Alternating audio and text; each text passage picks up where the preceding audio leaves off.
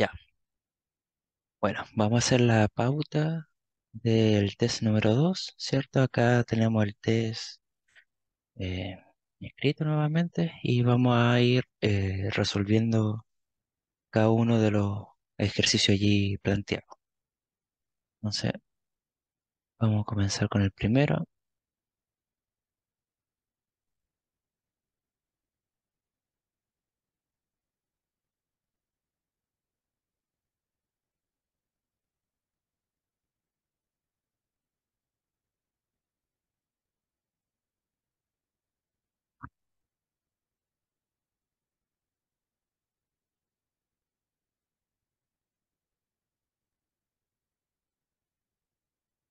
Ok, en el primer ejercicio entonces debemos calcular el volumen de un sólido que se genera al rotar alrededor del eje Y, la región limitada por esas ecuaciones que están aquí. Por tanto, comenzamos haciendo una gráfica de la región. Tenemos nuestro eje X, nuestro eje Y, y comenzamos a dibujar. Entonces, la gráfica de la ecuación Y igual a X a la cuarta está dada por esta forma.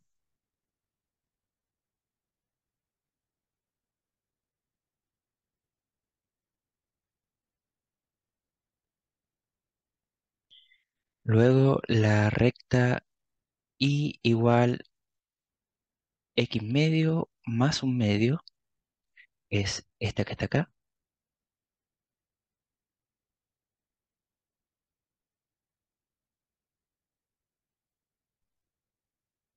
La recta X igual a cero es justamente el eje Y, sería ese que está acá.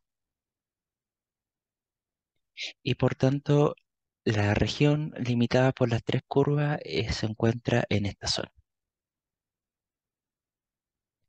Y acá, ¿cierto? Uno puede formar el sistema de ecuaciones entre la recta Y igual a X a la cuarta. Y igual un medio X más un medio, ¿cierto? Entre las dos ecuaciones. Y al resolverla encontramos que la solución del sistema nos arroja que es el punto 1,1. Por tanto, acá estas se intersectan en el punto 1 y 1. Bien, entonces tenemos la región que queremos graficar y además nosotros queremos hacerla rotar alrededor del eje Y. Entonces, para hacer la rotación alrededor del eje Y, vamos a darnos cuenta de otro detalle. Nosotros necesitamos conocer ese punto. Justamente en qué valor corta la recta al eje Y. Entonces, cuando x vale cero, este término desaparece y solamente nos va a quedar un medio.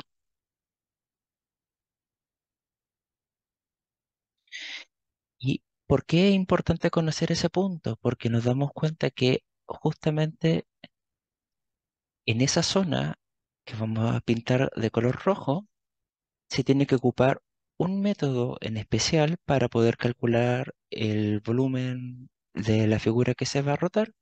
Y por otro lado, desde el 1 medio hasta el 1, lo que nosotros estamos ahí pintando con verde, tiene que emplearse un segundo método. Dicho todo eso, entonces, ¿cómo se va a calcular el volumen respectivo? Bueno, tendríamos que entrar a aplicar para poder calcular el volumen. En la zona roja, vamos nosotros a ocupar el método del disco, mientras que en la zona verde vamos a ocupar el método del anillo. ¿Sí? Tenemos que emplear en este caso ambos métodos para poder resolver el ejercicio, porque nos damos cuenta que justamente esa zona que estoy pintando ahí de color negro, se va a generar un espacio, lo que me fuerza, ¿cierto?, a considerar anillo en lugar de disco. Bien, nos falta un último detalle. Como nosotros queremos hacer esto alrededor del eje Y, necesitamos tener las ecuaciones despejadas para x, no para y. Entonces, notamos que la primera ecuación, que es y igual x a la cuarta, para despejarla con respecto a x, tomo la raíz cuarta y rápidamente obtengo que x es igual a la raíz cuarta. Y por otro lado, esta otra figura, la que corresponde a la recta, y igual un medio, x más un medio, necesito despejar a x, entonces este pasa hacia el otro lado,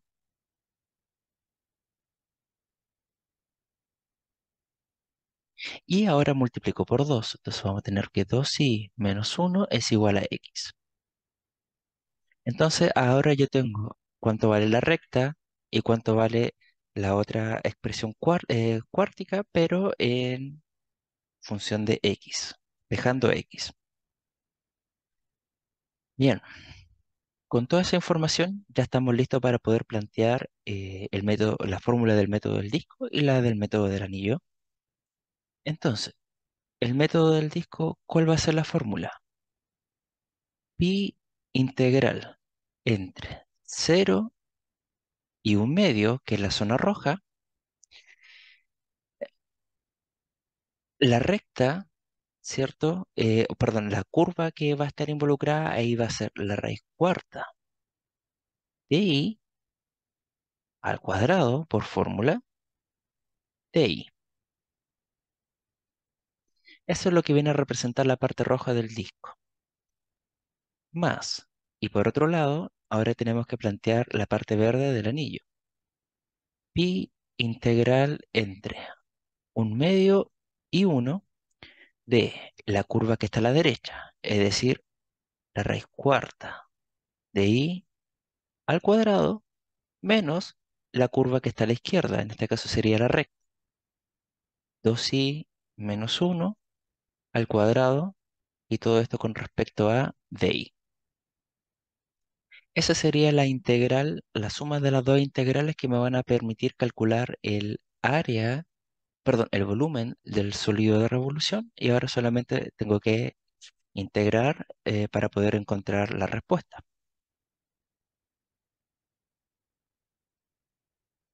Entonces nos damos cuenta que la primera es la integral entre cero y un medio de, acá la raíz cuarta con la potencia cuadrada se simplifica, me queda la raíz de i, que es lo mismo que decir i medios,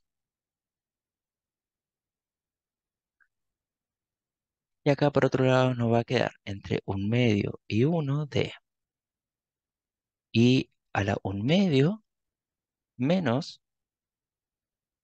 y acá desarrollamos el cuadrado, 4i cuadrado menos 4i más uno.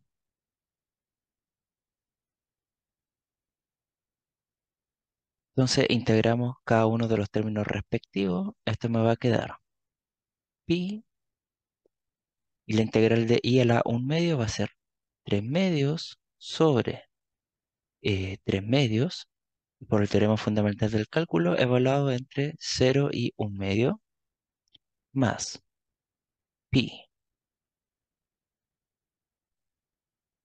i a la 3 medios sobre 3 medios menos 4 i al cubo sobre 3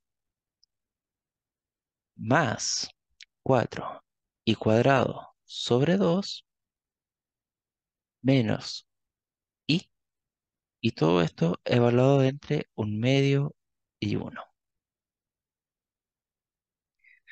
Sustituimos los valores correspondientes, entonces acá me va a quedar 3 pi medios, invirtiendo, ¿cierto? El 3 medios, escribiéndolo como 2 tercios,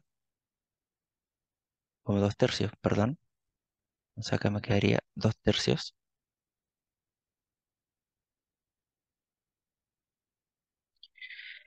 Y aplicamos el teorema fundamental del cálculo.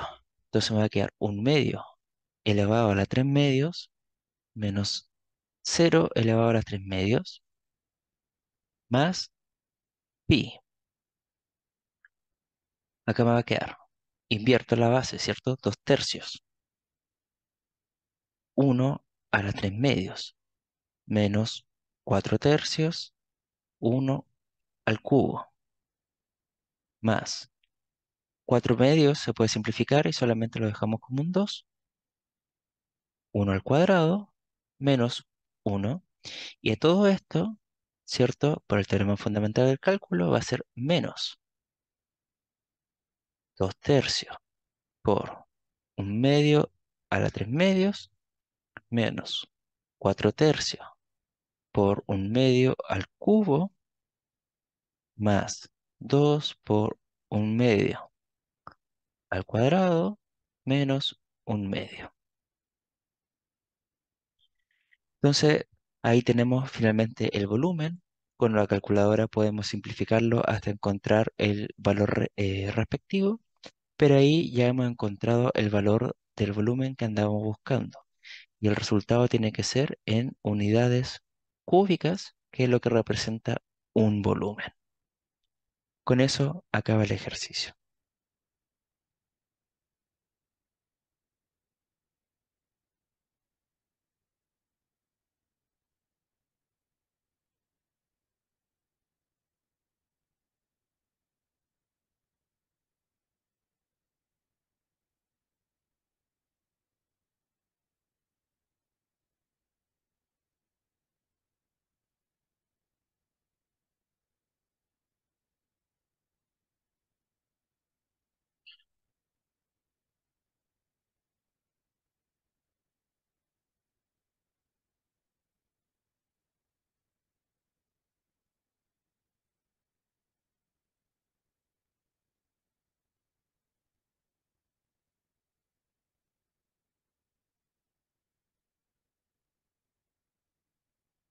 En este ejercicio queremos calcular la longitud de arco de esta función dada en un intervalo específico. Entonces, para ello comenzamos recordando la fórmula de la longitud de arco. La longitud de arco es la integral entre a y b de la raíz de 1 más f' al cuadrado de x. Esa es la fórmula de la longitud de arco. Entonces, nosotros necesitamos conocer la derivada de esa expresión. Bueno, ¿cuánto vale la derivada de esa expresión? Derivada de la constante cero, la derivada del logaritmo natural, por regla de la cadena, queda 1 sobre secante de x por la derivada de la secante. La derivada de la secante aparece por la regla de la cadena. Entonces esto va a ser 1 sobre secante de x por... ¿Cuánto vale la derivada de la secante? Vale, secante de x por tangente de x. Entonces, estas secantes se pueden simplificar entre sí, obteniendo que la derivada solamente va a ser igual a tangente de x. Con eso, ahora yo reemplazo en mi fórmula de longitud de arco. Tendríamos que la longitud de arco va a ser la integral entre 0 y pi tercio, que era el intervalo que me están dando originalmente, ¿cierto? La raíz de 1 más la derivada, que acabamos de decir que era tangente, al cuadrado.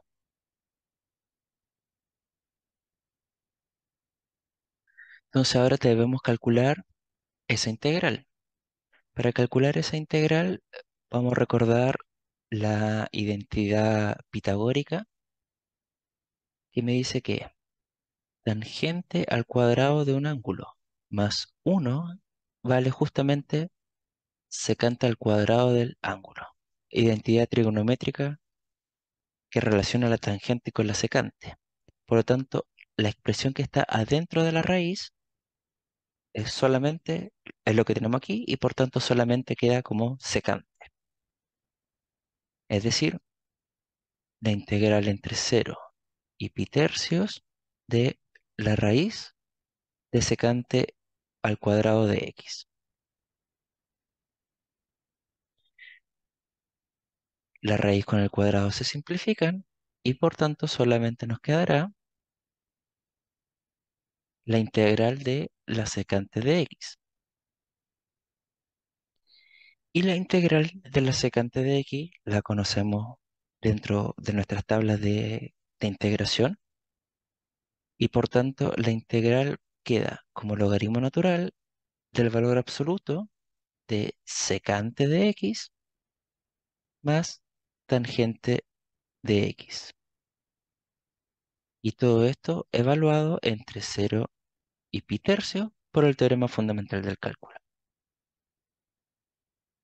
Finalmente, la longitud de arco va a ser el logaritmo natural del valor absoluto de la secante de pi tercios más tangente de pi tercios menos el logaritmo natural de la secante de cero menos, perdón, más la tangente de cero. Podemos hacer los valores respectivos con nuestras calculadoras, pero aquí ya hemos encontrado nuestra solución que la podemos expresar en unidades porque la longitud de arco me mide una distancia que es solamente unidimensional, centímetros, metros o lo que indique algún problema. Con eso hemos resuelto el ejercicio de longitud de arco.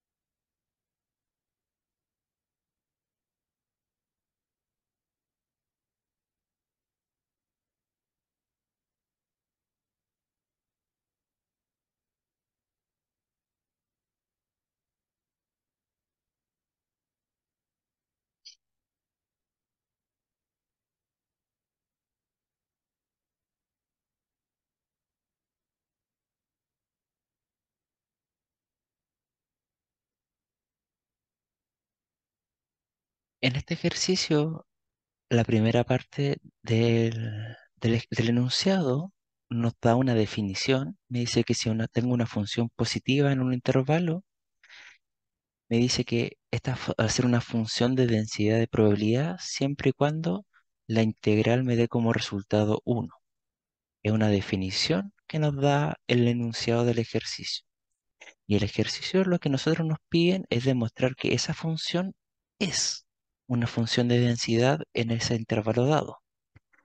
Es decir, lo que nosotros nos están preguntando en el ejercicio o lo que nos están pidiendo es que calculemos la integral en el intervalo 0 más infinito de la función 1 medio e a la x menos x medio con respecto a x.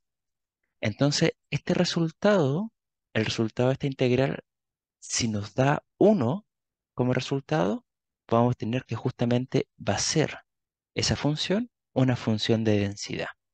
Eso es lo que tenemos que probar ahora. Entonces, eh, calculamos esta integral.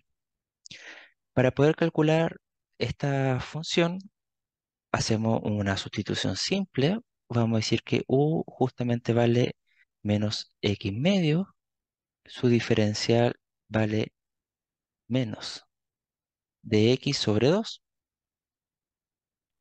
Por lo tanto, reemplazando en nuestra expresión original, esto me va a quedar la integral de 1 medio exponencial de u y el diferencial de x, despejando acá, ¿cierto?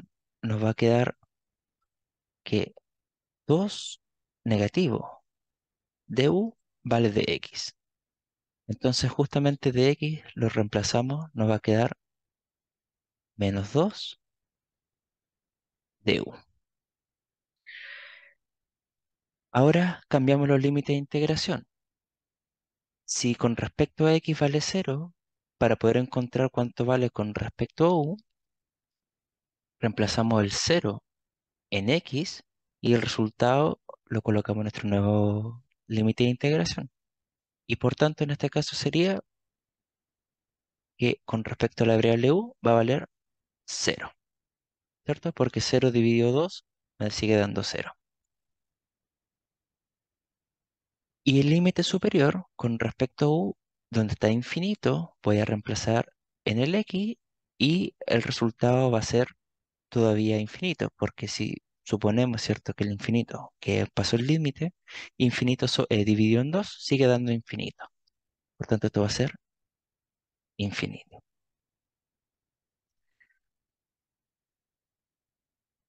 infinito.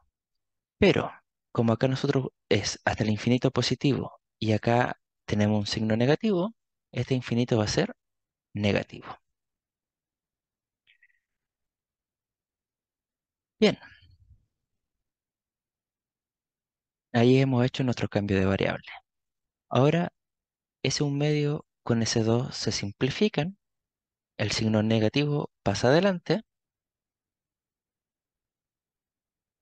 y por tanto me va a quedar menos la integral entre cero y menos infinito de e a la u con respecto a u. El último que nos falta para poder resolver es que nos damos cuenta que aquí va desde el menos infinito y acá va desde el cero. Entonces, para que sean los límites correspondientes, que el más pequeño vaya abajo y el más grande vaya arriba, para invertir estos límites de integración, anteponemos con un signo negativo. Y por tanto, esto me va a quedar como la integral entre menos infinito y cero de e a la u diferencial de u.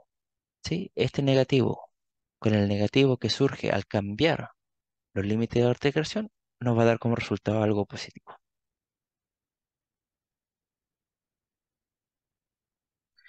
Ok, ya estamos casi listos. Tenemos que integrar. ¿Cuánto vale la integral de e a la u? Vale ella misma. Entonces, como acá tenemos una integral impropia, vamos a escribir esta integral como un paso al límite. Esto va a ser el límite de, vamos a colocarle acá una letra, a hasta cero, donde a va hacia dónde? Hacia el menos infinito. Y el resto se mantiene tal cual. Ok, integramos eso. Me va a quedar el límite cuando a tiende hacia el menos infinito de la integral de la exponencial, es ella misma. Y esto está entre a y cero por el teorema fundamental del cálculo. Es decir, el límite cuando a se va hacia el menos infinito de e elevado a cero menos e elevado a a.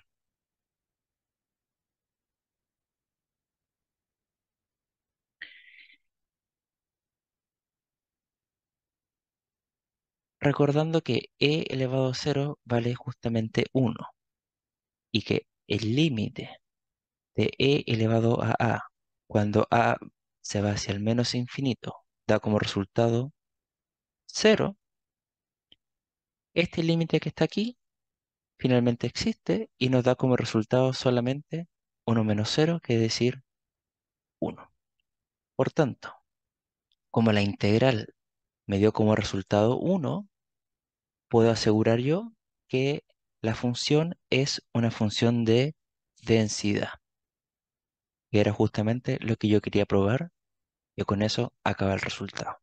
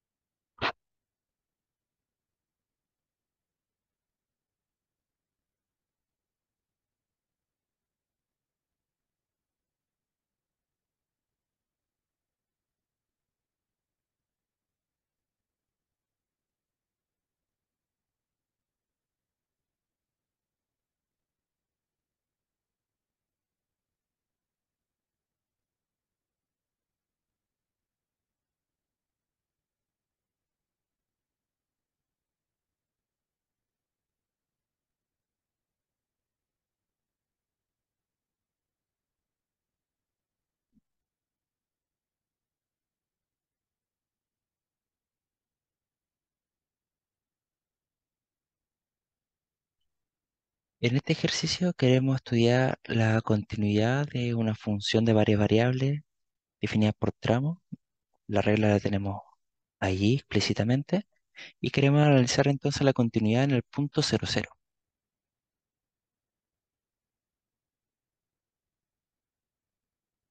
Entonces,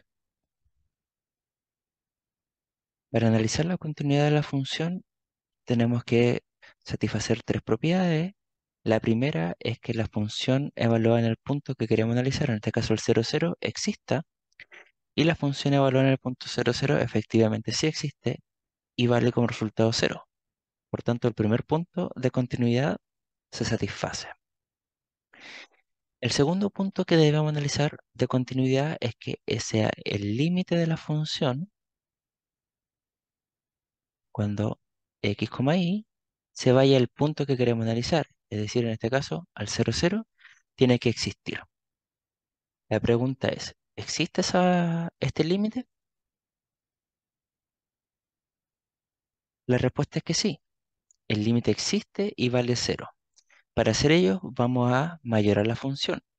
Entonces, notar que la función que está dada por la regla que vemos aquí, ¿cierto? X al cuadrado y sobre x al cuadrado más valor absoluto de y. Vamos a mayorarla para poder aplicar el teorema del sándwich. Entonces, como mayoración, yo puedo quitar este término que es un término positivo, solamente porque yo sé que es un término positivo, puedo quitarlo del denominador y por tanto esto va a ser menor o igual que la misma función, pero habiéndole quitado el término positivo que acabamos de hacer. Con eso simplifico la x al cuadrado y esto me da solamente y.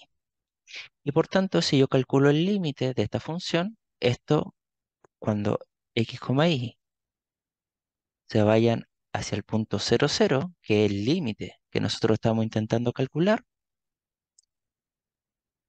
claramente cuando reemplazo en el y esto claramente se va hacia el cero. Por tanto, el límite existe y vale cero.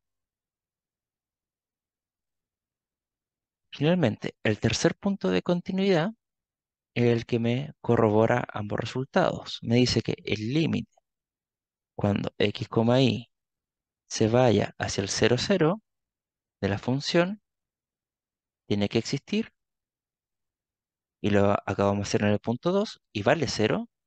Y además ese resultado tiene que también coincidir con el encontrado en el punto 1, es decir, que la función evaluada en el punto 00 también valga cero.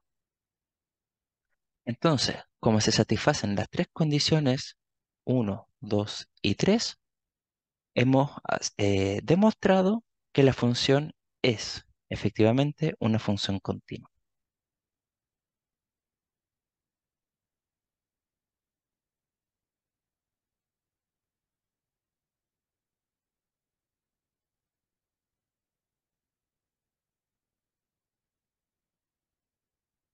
Bien, con eso hemos hecho la pauta del test número 2 eh, correspondiente al curso.